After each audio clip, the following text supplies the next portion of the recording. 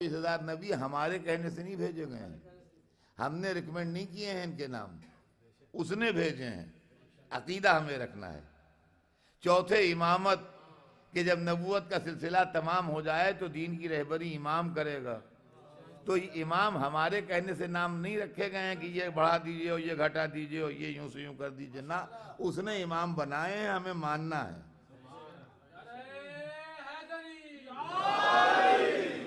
پانچویں قیامت، تو قیامت ہمارے کہنے سے نہیں ہو رہی ہے، ہمارا مشورہ نہیں ہے کہ قیامت ہونا چاہیے، اس نے قیامت کا حکم دیا ہے، وہ مالک یوم الدین ہے، وہ قیامت کا مالک ہے، تو قیامت ہے۔ عقیدہ ہمیں اپنے کلیجے میں لگا کے رکھنا ہے کہ قیامت آئے گی۔ تو عقیدہ وہ ہے جو ادھر سے ادھر آ رہا ہے، عمل وہ ہے جو ادھر سے ادھر جا رہا ہے۔ اول نماز کون پڑھتا ہے؟ اللہ پڑھتا ہے، ہمیں قبول کرنا ہے۔ کہا استغفر اللہ، اللہ کس کی نماز پڑھے گا؟ ہم نماز پڑھتے ہیں، قبول اسے کرنا ہے۔ دوسرے روزہ کون رکھتا ہے؟ اسی مجمع میں لوگ رکھتے ہیں، اور کون رکھتا ہے؟ اگر قبول ہو جائے سبحان اللہ۔ تیسرے حج، حج کو کون جاتا ہے؟ اللہ آتا ہے حج کرنے، ہم کرنے وہ کیوں آئے گا؟ ہم ہی لوگ جاتے ہیں، یہی لوگ ہیں سب جو بیٹھے انہی میں سے جاتے ہیں۔ چوتھے زکوٰۃ کون دیتا ہے؟ گیہوں کون بوتا ہے؟ جو کون بوتا ہے؟ جانور کون پالتا ہے؟ سونا چاندی کس کے پاس ہوتا ہے؟ اب یہی مجمع جو بیٹھا ہے انہی میں سے ہوتا ہے لوگوں کو۔ پانچویں خمس کس پر واجب ہے؟ حق امام ہے، حق معصوم ہے، حق اہل بیت ہے، حق سادات ہے، کون دیتا ہے؟ ہم ہی آپ۔ اگر 1 روپیہ بھی خمس کا قبول ہو جائے، 1 یورو بھی قبول ہو جائے، سبحان اللہ، بخشش کا سہارا ہے۔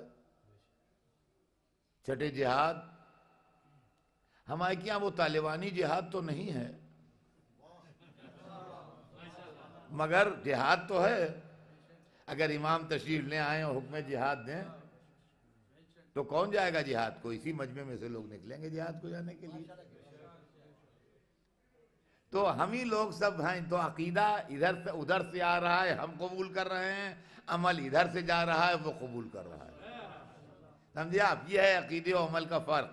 اب اس سلسلے میں ایک بات ضرور مجھے آپ کی خدمت میں عرض کرنا ہے، اور اس کو عرض کیے بغیر آگے نہیں بڑھوں گا، کہ عقیدے اور عمل میں یہ فرق تو ہے عزیزان گرامی، لیکن ایک بات اکثر ہماری قوم میں پیدا ہو گئی ہے، اس کو کوشش کیجئے کہ وہ ختم ہو جائے اور نہ ہو، اس لیے کہ بچے اس پر ہنسیں گے، ایسی بات ہے۔ ایک گھر ہے جہاں سے شادی ہے مثلا، اور وہ ایک دوسرے مقام پر ہے، ایک قافلہ ہے کاروں کا جو پیرس سے چل رہا ہے، اور اس کو مثلا کسی دوسرے شہر تک جانا ہے، لندن تک جانا ہے۔ تو اب یہ تو ہو سکتا ہے کہ کوئی بچہ یہ کہے، چھوٹے چھوٹے بچے جو کھیل رہے ہیں، شادی میں آئے ہیں اور اپنی اپنی گاڑیوں میں بیٹھ کے جا رہے ہیں، کہ دیکھیں پہلے کون پہنچتا ہے۔ جس گھر میں شادی ہے اس میں پہلے کون پہنچتا ہے؟ لیکن یہ 7، 8، 9، 10 برس تک کے بچوں کے لیے بحث الاؤ ہے، جوانوں کے لیے نہیں ہے، بوڑھوں کے لیے نہیں ہے، بچوں کے لیے ہے خالی۔ لیکن اگر ایک گاڑی لندن سے آ رہی ہے پیرس کو، اور ایک گاڑی پیرس سے جا رہی ہے لندن کو، اور بڈھے بڈھے یہاں بیٹھے لڑ رہے ہیں کہ دیکھیں آگے کون نکلتی ہے، تو یہ تو وہ چیز ہے کہ اس کے اوپر بچے بھی ہنسیں گے۔ اس لیے کہ اگر پوائنٹ اے سے پوائنٹ بی کی طرف سب گاڑیاں جا رہی ہوں تو یہ بحث ہو سکتی ہے کہ آگے کون نکلتی ہے، لیکن ایک گاڑی پوائنٹ اے سے بی کی طرف آ رہی ہے اور ایک بی سے اے کی طرف جا رہی ہے، اس میں جھگڑا کیا کہ آگے کون نکلتا ہے۔ اس لیے بات یہ میں کہہ رہا ہوں کہ یہ محبت اہل بیت جو ہے، یہ عقیدے میں ہے کہ عمل میں؟ یہ غور طلب بات ہے کہ محبت اہل بیت جس کا ہماری قوم میں اتنا چرچا ہے، یہ عقیدے میں ہے کہ عمل میں؟ اسی کسوٹی پر پرکھ کے دیکھ لیجئے۔ اگر ہم نے کمیٹی کر کے طے کیا ہو کہ اجر رسالت محبت اہل بیت ہونا چاہیے تو عمل میں ہوگی، اور اگر ادھر سے قرآن میں آیت بن کے اتری ہو تو عقیدے میں ہوگی۔ اور رمائیے گا آپ، عمل میں ہے کہ عقیدے میں؟ تو اگر ہم کہیں تو عمل ہوگا، اگر ادھر سے آئے تو عقیدہ ہوگی۔ اب غور طلب بات عزیزان گرامی یہ ہے کہ لوگ یہ بحث کرتے ہیں کہ نماز افضل ہے کہ محبت اہل بیت۔ ہم کہتے ہیں جھگڑا ہی بیکار ہے، ایک ادھر سے ادھر آ رہی ہے، ایک ادھر سے ادھر جا رہی ہے۔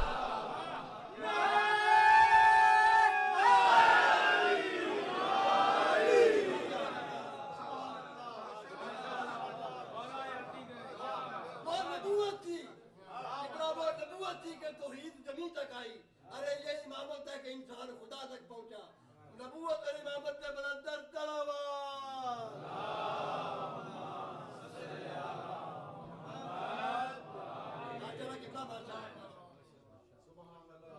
تو خدا رہا اس بحث میں نہ پڑیے کہ یہ افضل ہے یا وہ افضل ہے۔ یہ اپنے مقام پہ ہم ہے، وہ اپنے مقام پہ ہم۔ وہ عقیدے کا جز ہے، یہ عمل کا جز ہے۔ اور ہم نے اب لوگ کہتے ہیں ضروری کیا ہے؟ تو عزیزان گرامی ضروری دونوں ہیں، محبت اہل بیت بھی ضروری ہے اور نماز بھی ضروری ہے۔ اب میں آپ کو اس کی بھی ایک مثال دے دوں۔ آدمی کو خوشحال زندگی گزارنے کے لیے اور ہنسی خوشی زندگی گزارنے کے لیے اس دنیا میں دو چیزوں کی بہت شدید ضرورت ہے۔ ایک تندرستی، وہ لوگ جو ہمیشہ کے بیمار ہیں ان کی زندگی روتے کٹتی ہے، آج اس ڈاکٹر کے یہاں، کل اس ڈاکٹر کے یہاں، آج یہ ہو گیا ہے، کل وہ ہو گیا ہے، فلاں ہے، ڈھمک ہے، ہر وقت نفس بہات ہے، ہر وقت ایک داستان غم ہے۔ سمجھے آپ؟ صحت خراب۔ تو ایک تو آدمی کی صحت اچھی ہو، تندرست